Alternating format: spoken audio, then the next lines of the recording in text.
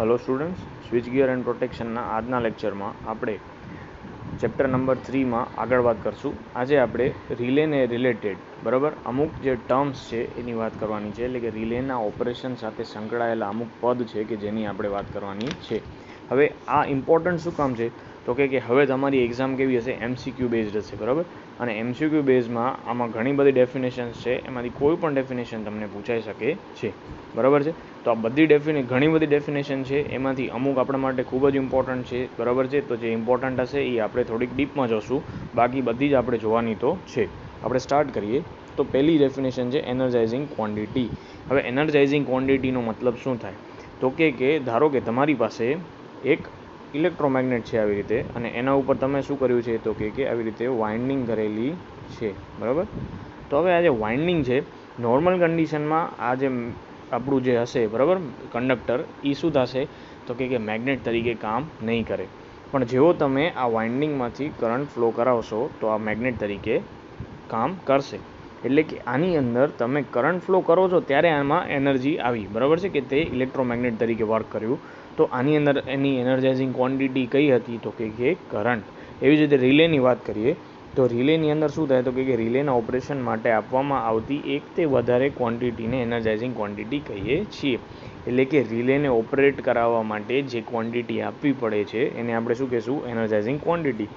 જેમ કે ધારો કે પાવર રિલેની વાત કરીએ તો એની અંદર વોલ્ટેજ અને કરંટ આપવો પડે. ફ્રીક્વન્સી હશે તો ફ્રીક્વન્સી માટે, અને બાયસ કરંટ રિલે હોય તો એની અંદર કરંટ બરાબર છે. તો આ બધું શું હતું, આપણે યાદ એટલું જ રાખવાનું છે કે રિલેને ઓપરેટ કરાવવા માટે જે ક્વોન્ટિટી આપવી પડે છે એને આપણે શું કહીશું, એનર્જાઇઝિંગ ક્વોન્ટિટી બરાબર છે. પછી હવે છે કેરેક્ટરિસ્ટિક્સ ક્વોન્ટિટી. હવે ક્વોન્ટિટીની એક કિંમત હશે બરાબર, કે જે રિલેનું ઓપરેશન નક્કી કરે છે તેને શું કહેવાય, કેરેક્ટરિસ્ટિક ક્વોન્ટિટી બરાબર.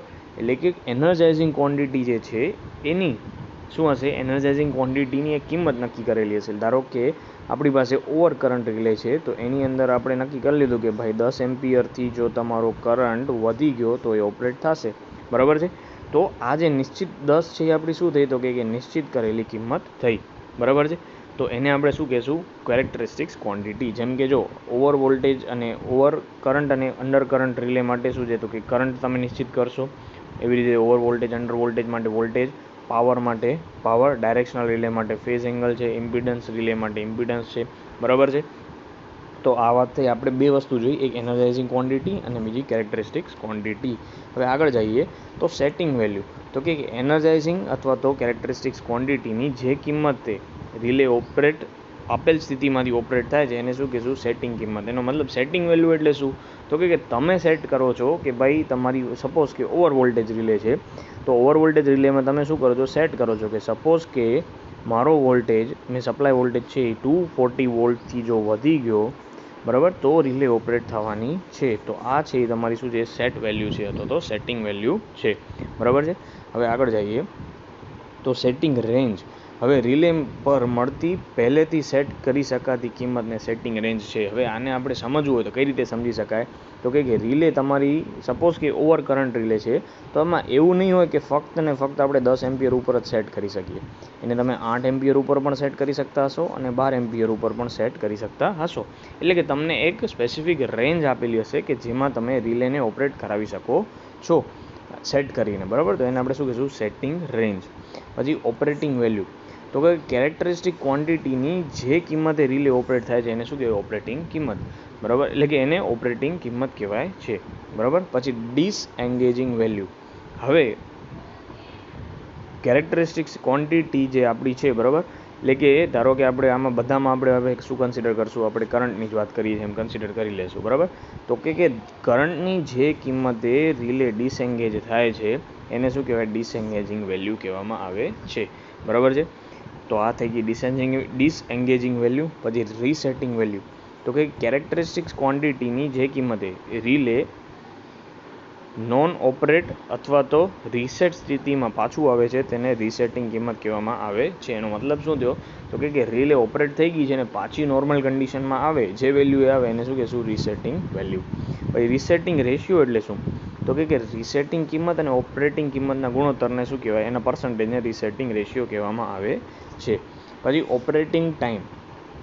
તો ઓપરેટિંગ ટાઈમ એટલે શું? તો કે રિલે નોર્મલ પોઝિશનમાં છે, હવે એની કોઈ આપણું શું કેરેક્ટરિસ્ટિક ક્વોન્ટિટી છે એ વધી ગઈ, તો રિલે છે એ મૂળ સ્થિતિમાંથી ઓપરેટ થાય છે, તો એના માટે જે એને ટાઈમ લાગશે એને આપણે શું કહેશું? ઓપરેટિંગ ટાઈમ કહેશું. એટલે કે નોર્મલ સ્થિતિમાંથી રિલે ઓપરેટ થઈ એમાં કેટલો ટાઈમ લાગ્યો એ આપણો ઓપરેટિંગ ટાઈમ. રીસેટિંગ ટાઈમ એટલે શું? તો કે ઓપરેટ થયેલી રિલે છે હવે નોર્મલ સ્થિતિમાં બરાબર ક્યારે આવશે? તો કે જે ટાઈમ લાગશે એને આપણે શું કહેશું? Resetting time. બરાબર. પછી ફેઝ કમ્પેન્સેશનનો એંગલ એટલે કે મેક્સિમમ ટોર્ક એંગલ. તો કે રિલેના ટર્મિનલ પર માપવામાં આવેલા વોલ્ટેજ અને કરંટ વચ્ચેના ફેઝ એંગલ, જે ફેઝ એંગલ ઉપર રિલેનો ટોર્ક કેવું હોય છે? મહત્તમ, તો તેને રિલે કમ્પેન્સેશન એંગલ કહેવામાં આવે છે. વોલ્ટેજ અને કરંટ વચ્ચેનો એંગલ કે જે એંગલ ઉપર રિલે મેક્સિમમ ટોર્ક ઉત્પન્ન કરે એને આપણે શું કહીશું? Phase compensation angle. બરાબર છે. હવે એરર અથવા તો ત્રુટિ, તો કે જ્યારે રિલે નિર્દિષ્ટ સ્થિતિમાં ટેસ્ટ કરવામાં આવે, બરાબર, આઈડિયલ કન્ડિશનમાં ટેસ્ટ કરવામાં આવે ત્યારે ઓપરેટિંગ વેલ્યુ અને સેટિંગ વેલ્યુના તફાવતને શું કહેવાય? એરર કહેવામાં આવે છે. હવે પિકઅપ કરંટ. હવે જો અહીંયાથી જે આ ચાલુ થયું તમારા માટે ઇમ્પોર્ટન્ટ છે. પિકઅપ કરંટ એટલે શું? તો કે એનર્જાઇઝિંગ ક્વોન્ટિટીની નાનામાં નાની કિંમત કે જેના ઉપર રિલે ઓપરેટ થાય એને શું કહેવાય? Pickup current. બરાબર, કે જે ઓછામાં ઓછી કરંટ પર રિલે ઓપરેટ થવાનું ચાલુ કરે છે તેને પિકઅપ કરંટ કહેવામાં આવે છે. બરાબર, એટલે કે સપોઝ કે કરંટની વેલ્યુ પિકઅપ કરંટ કરતાં ઓછી હશે તો રિલે ઓપરેટ થતી નથી. બરાબર, અને સર્કિટ બ્રેકર પણ ઓપરેટ થતું નથી. પણ જેવો એ પિકઅપ કરંટની નજીક પહોંચ્યો એટલે કે પિકઅપ કરંટે પહોંચ્યો એટલે રિલે ઓપરેટ થઈ જશે. કરંટ સેટિંગ, તો કે રિલેની પિકઅપ કરંટની કિંમતને એડજસ્ટ કરી શકાય તેવી હોય છે. એટલે પિકઅપ કરંટ ફિક્સ હોતો નથી. મેં તમને આગળ જ કીધું કે તમારે રિલે એવું નથી કે ખાલી 10 એમ્પિયર ઉપર જ ઓપરેટ થાય. એ રિલે તમારી 8 એમ્પિયર ઉપર પણ તમે સેટ કરી શકો છો, 12 ઉપર પણ કરી શકો છો. બરાબર, એટલે કે એ રેન્જ આપેલી હોય છે. તો કે રિલેની પિકઅપ કરંટને ફેરફાર કરવા માટે જે વ્યવસ્થા આપેલી હોય છે એને આપણે શું કહેવાય? કરંટ સેટિંગ કહીએ છીએ. હવે પ્લગ સેટિંગ મલ્ટીપ્લાયર. હવે આ વસ્તુ તમારા માટે ઇમ્પોર્ટન્ટ શું કામ છે? તો કે આના ઉપર બેઝડ શું છે? તો કે આ જે તમારી ફોર્મ્યુલા છે એના ઉપર બેઝડ છે ને નાના નાના સમ પણ તમને પૂછી શકાય છે કે રિલેનો પ્લગ સેટિંગ મલ્ટીપ્લાયર શોધો. તો પ્લગ સેટિંગ મલ્ટીપ્લાયર એટલે શું? તો કે રિલેની કોઇલમાં જે ફોલ્ટ કરંટ આવે તે અને પિકઅપ કરંટના ગુણોત્તરને શું કહીએ છીએ આપણે? તો કે પ્લગ સેટિંગ મલ્ટીપ્લાયર. બરાબર છે. તો હવે અહીંયા જે પિકઅપ કરંટ છે એ તમે કઈ રીતે ફાઇન્ડ કરી શકો? તો પિકઅપ કરંટ માટે પણ અહીંયા એક સૂત્ર આપેલું છે કે pickup current is equal to સિટીની સેકન્ડરીનો રેટેડ કરંટ. એટલે ધારો કે તમારી સિટી 10 એમ્પિયર બાય 5 એમ્પિયરની છે, તો સિટીની સેકન્ડરીનો રેટેડ કરંટ કેટલો હશે? સેકન્ડરી સાઈડ એટલે કઈ? તો કે 5 એમ્પિયર જેટલી હશે. એટલે આ 5 થયો અને કરંટ સેટિંગ એમાં તમને આપેલું હશે. તો એના ઉપરથી તમે શું પિકઅપ કરંટ ફાઇન્ડ કરી શકો છો. બરાબર. પછી ટાઈમ સેટિંગ મલ્ટીપ્લાયર. તો કે રિલેમાં કરંટની સેટિંગની જેમ રિલેને ઓપરેટ થવા માટે સમય પણ આપણે શું કરી શકીએ? એડજસ્ટ કરી શકીએ છીએ. તો એને આપણે શું કહેવું? Time setting multiplier. બરાબર છે. પછી ઓવરરીચ. હવે ઓવરરીચ એટલે શું? તો કે ખોટા ઓપરેશનના કારણે અથવા તો રિલે ઓપરેટ ન થવાના કારણે રિલેના મેઝરમેન્ટમાં જે એરર આવે છે તેને ઓવરરીચ કહેવામાં આવે છે. હવે ફ્લેગ. જનરલી ફ્લેગ એટલે શું? તો કે તમારી રિલે ઓપરેટ થયેલી છે કે નોર્મલ કન્ડિશનમાં છે એ જે દર્શાવતું હોય એને શું કહેવાય? ફ્લેગ કહેવાય. બરાબર. સ્ટેબિલિટી એટલે શું? તો કે જે સિસ્ટમમાં ડિસ્ટર્બન્સીસ આવે, થ્રુ ફોલ્ટ આવે, ટ્રાન્ઝિયન્ટ આવે, બરાબર, તો ત્યારે રિલે ઓપરેટ ન થવાના ગુણધર્મને આપણે શું કહીએ છીએ? સ્ટેબિલિટી કહેવામાં આવે છે. પછી બ્લોકિંગ. તો કે બ્લોકિંગ એટલે શું? તો કે રિલે પોતાની કેરેક્ટરિસ્ટિકથી અથવા તો બીજા વધારાના રિલેની મદદથી પ્રોટેક્ટિવ રિલે ઓપરેટ ન થવાની ક્રિયાને શું કહેવાય? બ્લોકિંગ. એટલે કે આપણે રિલેને ઓપરેટ થવા દેતા નથી. બરાબર, રિલેને ઓપરેટ થવા દેતા નથી એને આપણે શું કીધું? બ્લોકિંગ. પછી ડ્રોપ આઉટ અથવા તો રીસેટ. જ્યારે રિલે છે ઓન સ્થિતિમાંથી ઓફ પોઝિશનમાં આવે ત્યારે તેને ડ્રોપ આઉટ કહેવાય. બરાબર, ઓનમાંથી ઓફમાં આવે ત્યારે શું કહેવાય? Drop out. Rated current, voltage અને રેટેડ ફ્રીક્વન્સી. કરંટ, વોલ્ટેજ અને ફ્રીક્વન્સી જેના ઉપર રિલેનું ઓપરેશન આધારિત છે, બરાબર, એને શું કહેવાય છે? તો કે રેટેડ કરંટ જેના માટે તમારું રિલે ડિઝાઇન કરેલું છે તે. હવે રેટેડ બર્ડન. બરાબર છે. તો રિલે દ્વારા લેવામાં આવતા પાવરને શું કહેવાય? રેટેડ બર્ડન કહેવાય. એટલે કે રિલે કેટલો પાવર લે છે. હવે એસી હશે, બરાબર, તો એનામાં શું હશે? એનું બર્ડન VAથી દર્શાવશું. અને જો DC હશે તો એમાં શું આવશે? વોટ. બરાબર છે.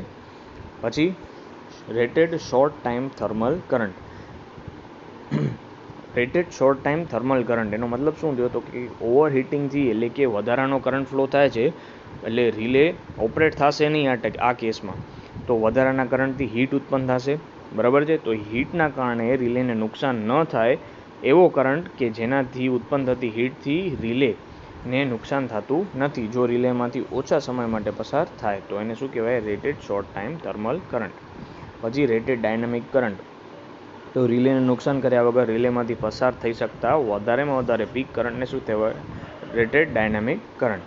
પછી કન્ટિન્યુઅસ રેટિંગ, તો કન્ટિન્યુઅસ રેટિંગ એટલે શું? નોર્મલ કન્ડિશનમાં રિલેમાંથી કન્ટિન્યુઅસ જે કરંટ પસાર થવાનો છે અથવા તો વોલ્ટેજ અને આપણે એપ્લાય કરવાના છીએ તો એને કન્ટિન્યુઅસ રેટિંગ કહેવામાં આવે છે. એટલે કે રિલેને નુકસાન થયા વગર રેટેડ ફ્રીક્વન્સીએ કરંટ અને વોલ્ટેજની જે કિંમત રિલેને આપી શકાય એને શું કહેવાય? કન્ટિન્યુઅસ રેટિંગ, બરાબર છે. તો આની અંદર તમારા માટે ખાસ ઇમ્પોર્ટન્ટ હોય તો કઈ તો કે એક તો મેં તમને કીધું હતું કે પિકઅપ કરંટ છે, બરાબર, એની સૂત્ર શું થાય તો કે સીટી સેકન્ડરીમાં રેટેડ કરંટ,